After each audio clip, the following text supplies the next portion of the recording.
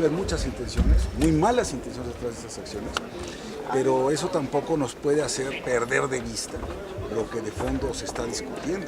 O sea, si lo de que de fondo se está discutiendo es que utilizando el presupuesto de la Federación, buscan favorecer a ciertos presidencias municipales respecto de otras, a cambio de favores personales, económicos, como puede ser el pago de una comisión o la contratación de una determinada empresa constructora o prestadora de servicios.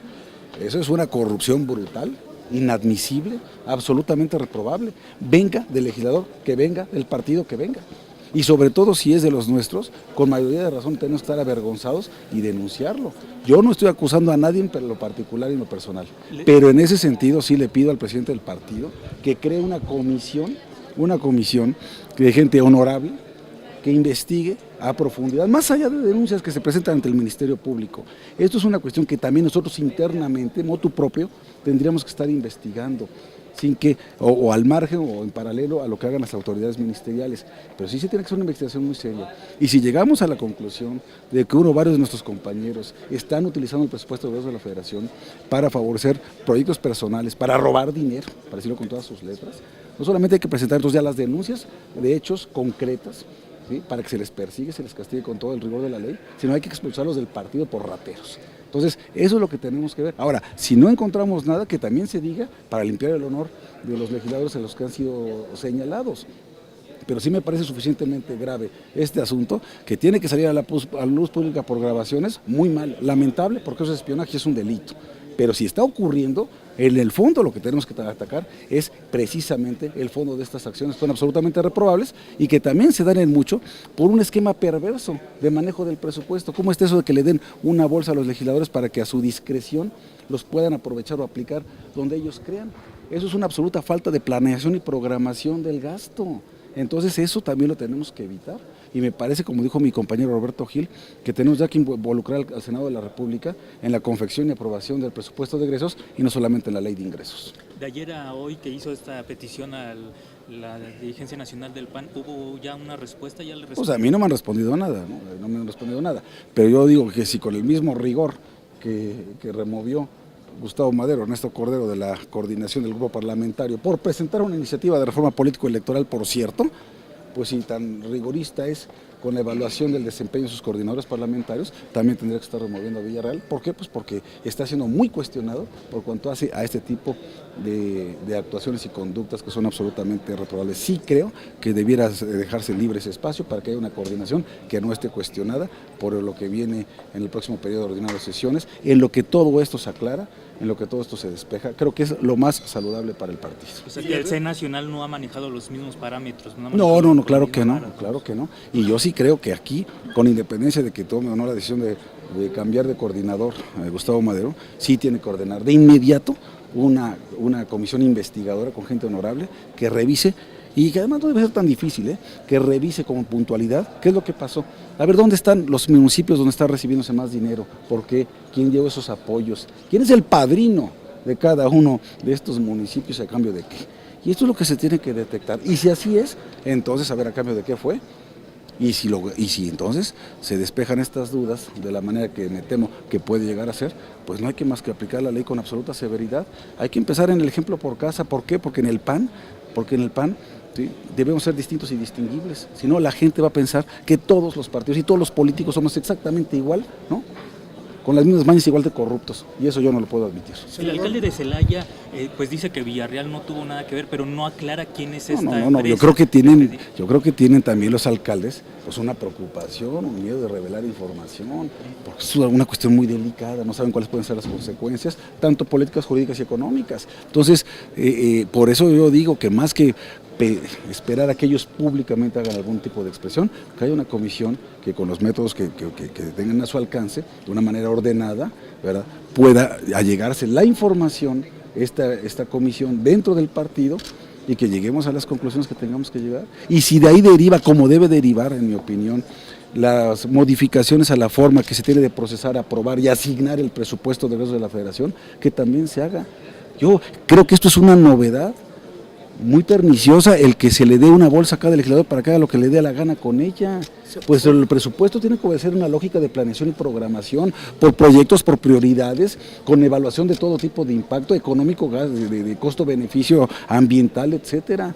Si no, luego por eso vemos cada uno de estos proyectos fallidos, pero que pues les llenaron las bolsas a ciertos funcionarios. Senador, dado estas denuncias, Villarreal ya no es un interlocutor válido de cara a las negociaciones de las leyes secundarias. No, yo creo que sí, en la medida en que sea coordinador parlamentario y diputado federal, tiene que seguir siendo un interlocutor para las otras fuerzas políticas, y como coordinador también, pues le deben hacer caso a sus compañeros, sus compañeros diputados. Yo lo que digo es la pertinencia de que precisamente venga este relevo para que se dé el espacio a que se hagan las indagatorias correspondientes y no se entorpezca, no se distraiga el coordinador en su trabajo como tal, en cuanto hace a la conducción de los trabajos de la bancada panista. Senador, simplemente. pero también en otro tema. Sí, cómo no. Ya uno de los temas prioritarios pues, para ambas cámaras del Congreso es la legislación en materia de telecomunicaciones. Sí, en el Senado, precisamente, y usted pues, como secretario de esta comisión, presidente, perdóname, sí, presidente, ¿cuáles deberán de ser las prioridades para... Mira, yo veo que hay una preocupación legítima, sí, pero quizás excesiva en cuanto al contenido de la legislación secundaria en materia de telecomunicaciones. Yo diría que no debe haber tal preocupación, por una razón, que la Constitución fue tan exhaustiva. La reforma constitucional en materia de telecomunicaciones y competencia económica, en mi opinión, fue excesiva en cuanto a su contenido a nivel constitucional, que el mandato quedó clarísimo, que una legislación secundaria o reglamentaria por su naturaleza no puede contradecir el contenido, ¿sí?, que ya está previsto, ya está plasmado en la Constitución, en esta reforma constitucional. De tal manera que lo que tenemos que hacer, si es un trabajo ya muy técnico y de mucho detalle, aquí sí lo que yo creo que va a pasar es que va a haber menos políticos en la discusión y más técnicos en la confección de la iniciativa o la discusión de la misma. Entonces yo no tengo una preocupación de fondo por cuanto hace a que tenemos que consolidar lo que ya está previsto en la Constitución. Es competencia, es cobertura, es convergencia, es los beneficios del consumidor, de las audiencias, el desarrollo tecnológico, la cobertura universal, el acceso a la sociedad de la información, el derecho a la información, la libertad de expresión. Todos los grandes objetivos que están plasmados en la Constitución deben quedar consolidados, y también el fortalecimiento del nuevo Instituto Federal de Telecomunicaciones y de la Comisión Federal de Competencia Económica, de tal manera que yo verdaderamente no le veo un problema en cuanto al fondo mismo de la discusión. ¿Dónde le veo una complejidad? Bueno, en el trabajo ya de detalle, porque estás hablando de varias leyes, no solamente la ley convergente de telecomunicaciones y radiodifusión, sino otras piezas legislativas, pero tampoco tengo la menor duda de que esto lo vamos a terminar en el próximo periodo ordinario de sesiones.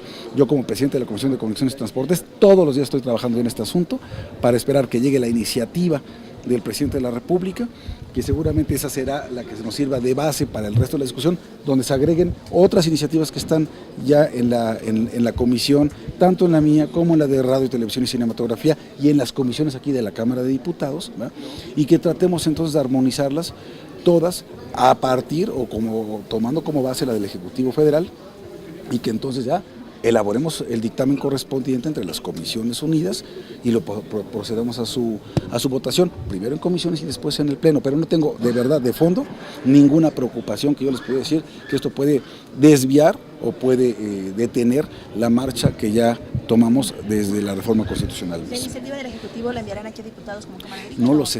No lo sé. Yo quisiera, ojalá. Yo no sé, también puede ser preferente. En mi opinión no hay necesidad de que sea preferente. Digo, nos habían puesto un plazo mafufo de 180 días, que yo siempre dije que eso era irreal, hablar de 180 días con la agenda que teníamos tan cargada en el Congreso, en el Constituyente Permanente, pero yo creo que no hay necesidad de que sea preferente, porque de cualquier manera las condiciones están dadas y ya tenemos el tiempo encima, y si hay decisiones que tiene que tomar el Instituto Federal de Telecomunicaciones con base en una nueva legislación, y él sí tiene plazos perentorios, ¿sí? Entonces, yo creo que no hay necesidad de que sea preferente, porque de todos modos la vamos a sacar, no tengo la menor duda, que va a ser en el próximo periodo ordinario de sesiones.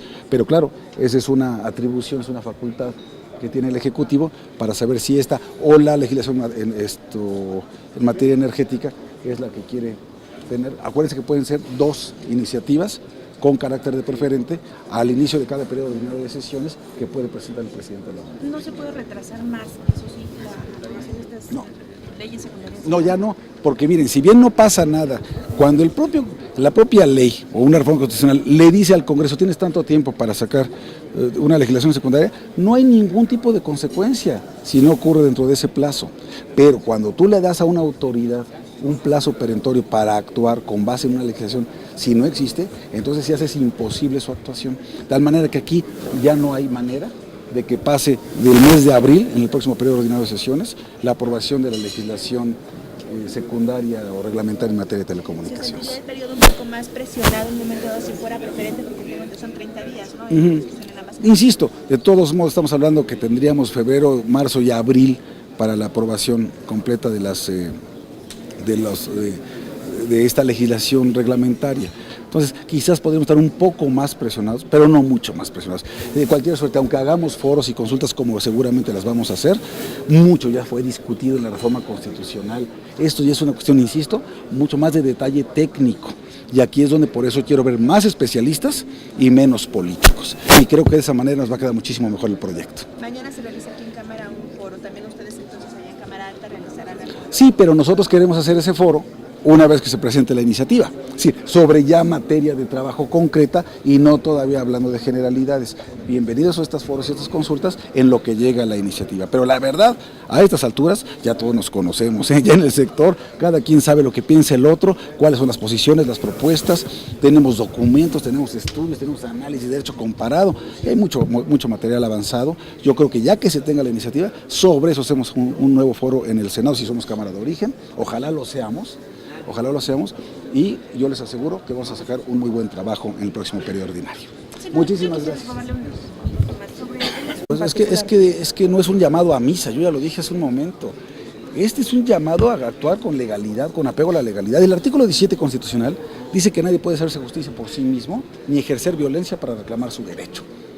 Las autodefensas, aún suponiendo que tienen muy legítimos intereses e intenciones, están actuando al margen de la legalidad. Y este llamado que le está haciendo el secretario de Gobernación es a que actúen con apego a la ley. No es una invitación a ver si quieren o no apegarse a la ley. ¿Cuál tiene que ser la reacción de la autoridad? Lo que están haciendo, y por eso vuelvo a expresar todo mi apoyo y mi respaldo al presidente de la República, al secretario de Gobernación, al gobierno federal, en la incursión que están haciendo en Michoacán, en la asunción del mando que están haciendo en Michoacán, porque es evidente que ese gobierno local y muchos gobiernos municipales de esa entidad están totalmente rebasados e infiltrados. Y de esa manera, pues entonces qué bueno que el gobierno de la República, con mano firme, llega a restablecer el orden. Ahora, esto es una cuestión que no se va a resolver de la noche a la mañana. Nosotros tuvimos con el gobierno del presidente Calderón todo el tiempo ahí y vean que no fue posible tampoco resolverlo. Es una cuestión de perseverancia, de mucha disciplina, de orden, de comunicación, de inteligencia, pero tiene que haber plena colaboración del gobierno del estado y de los gobiernos municipales, que es lo que me temo, que no tienen ni la capacidad, ni tampoco están, digamos, ajenos, desafortunadamente, a los intereses que ahora se están combatiendo. Entonces tienes al margen de la ley a los delincuentes, al margen de la ley a los grupos de autodefensa y al margen de la ley a veces a propias autoridades que están infiltradas por estos grupos. ¿Y habría que poner un plazo, senador, para que las autodefensas dejen de operar? Porque mientras autoridad los llame y ellos no atienden... Esto no es de plazo, es que ellos ya están al margen de la legalidad. Sí, a mí lo que me extraña es que haya habido la tolerancia que hubo todos estos meses, donde incluso hasta negociaban con ellos. Yo con los delincuentes con los delincuentes no se siente uno a negociar. A los delincuentes se les aplica la ley y punto. No se sienta uno en una mesa de negociaciones, se le ofrece galleta y cafecito. Entonces, precisamente de lo que se trata es de qué bueno que el gobierno de la República está actuando con firmeza, tiene todo nuestro apoyo, tiene toda nuestra consideración y respaldo. Si hay que hacer adecuaciones legales, las vamos a proceder a hacer, si es necesario, pero a mí me preocupa, me temo que es mucho más una preocupación de la actuación de un gobierno estatal que tiene un gobernador que no es de tiempo completo, que por su muy frágil estado de salud, cosa que de verdad lamento desde el punto de vista humano, también lamento que no tengamos entonces un gobernador de tiempo completo y que tengan un secretario de gobierno que quién sabe qué interés está obedeciendo y que tengamos presidentes municipales que también pues no sabemos o no podemos tener la tranquilidad de que están ajenos a los intereses que ahora se están combatiendo. Habría que ir directamente por las autodefensas, tanto como por las cabezas del crimen organizado, si es que están a las autodefensas, por supuesto que hay que pedirles que desarmarlas y que dejen de actuar como si fueran autoridad, que no lo son. Y a la delincuencia organizada, no solamente por las cabezas, por todos sus integrantes. ¿sí? Y confiscarles todas sus armas y todos sus activos, todos sus bienes, todo su dinero. Pues sí, de lo que se trata es de restablecer el orden bajo un principio de legalidad e institucionalidad. Sí, aquí ya la tolerancia ya se debe acabar y en ese sentido qué bueno que el gobierno de la República está actuando con firmeza. Yo diría, ojalá sean menos anuncios y más resultados, pero yo creo que van por el camino correcto. Senador, ¿habría que fincar alguna responsabilidad al gobierno federal, a algún funcionario, por parece contubernio con el caso de Mireles específicamente? Parece ser que hay un apoyo del gobierno federal. Pues es que no lo sé, no lo sé porque muchas cosas se han dicho y muchas cosas se aparentan, pero yo no tengo elementos para decir si hay o no un acuerdo explícito o implícito con Mireles o con esos grupos. Desafortunadamente ya se dejó correr esa especie y desafortunadamente pareciera que hubo esa tolerancia. Ahora, si ya van a ponerse firmes Ejército, Armada, Policía Federal, pues qué bueno que lo hagan sin miramientos, claro, respetando los derechos humanos, pero sí que se actúe con la firmeza de vida. Y también decirle al gobernador Fausto Vallejo, si no puede con el paquete, que se haga a un lado y que permita que haya un nuevo gobierno que esté entero y que esté de verdad determinado a arreglar este estado de cosas sin más mezquindad ni cálculo político. Esto ya no es una cuestión de veras política, es una cuestión de seguridad pública, de gobernabilidad, que mucho me temo que o la arreglamos o nos va a estropear no solamente Michoacán, sino otras entidades del país. Muchísimas gracias.